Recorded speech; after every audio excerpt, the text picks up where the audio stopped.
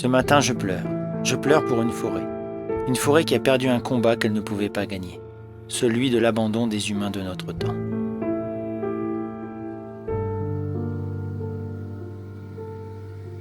Je pleure pour la forêt du Haut-Val-Espire. Autrefois source de vie, de chaleur, de richesse, la forêt du Haut-Val-Espire se meurt, abandonnée des humains de notre temps.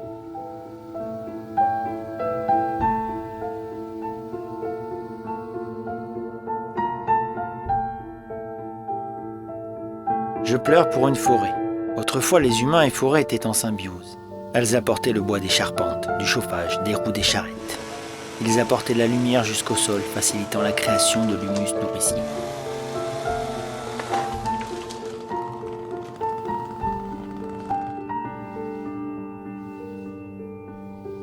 Je pleure pour la forêt du Haut-Val-Espire. 50 ans, 80 peut-être. Les humains de notre temps l'ont quitté. Les arbres sont désormais seuls malgré leur multitude.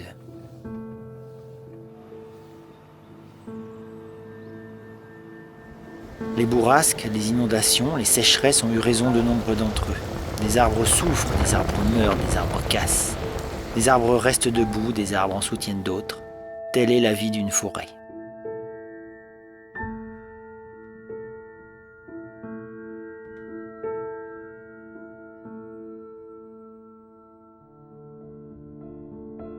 Je suis en colère pour une forêt.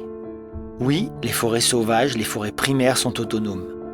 Mais une forêt plantée, élevée sur plusieurs générations d'humains, doit être accompagnée. Accompagnée tout au long de sa vie comme un être auquel on tient.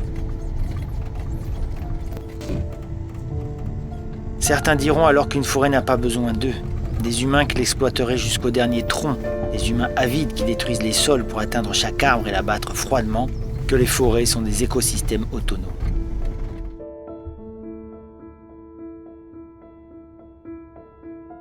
Je suis en colère pour la forêt du Haut-Val-Espire.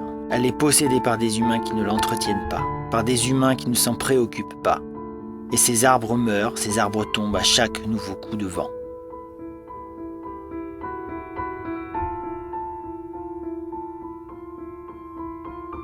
À ceux qui pensent que les bûcherons sont des êtres ignobles, qui comparent les arbres à des personnes humaines, qui pensent que couper un arbre c'est comme un meurtre, qui pensent que...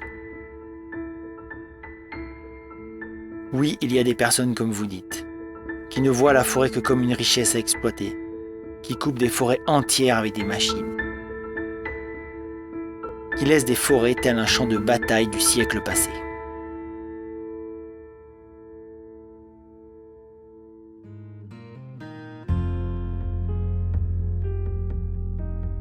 Mais une autre vision existe, celle où les humains exploitent les forêts avec respect et humilité.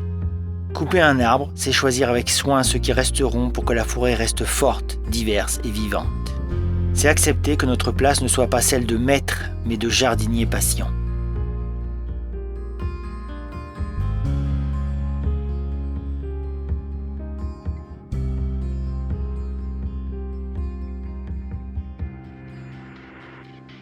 Les arbres, les forêts qui cristallisent tant de passion. Nous leur devons du respect comme à tout être vivant sur cette petite planète. Mais attention, les arbres ne sont pas des humains, ils font partie d'un règne différent de nous. Les arbres, les forêts, comme les humains et tous les êtres vivants de cette planète font partie du grand cycle de la vie.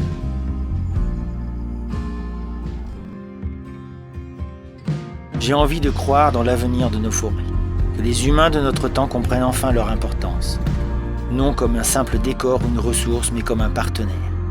Que les forêts et les humains retrouvent ensemble ce qui les unit depuis des temps immémoriaux.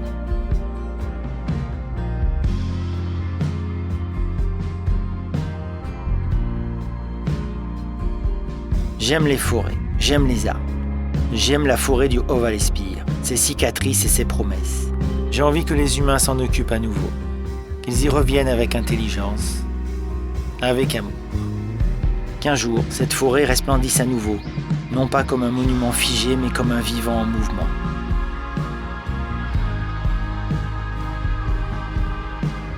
Hier, j'ai pleuré pour une forêt.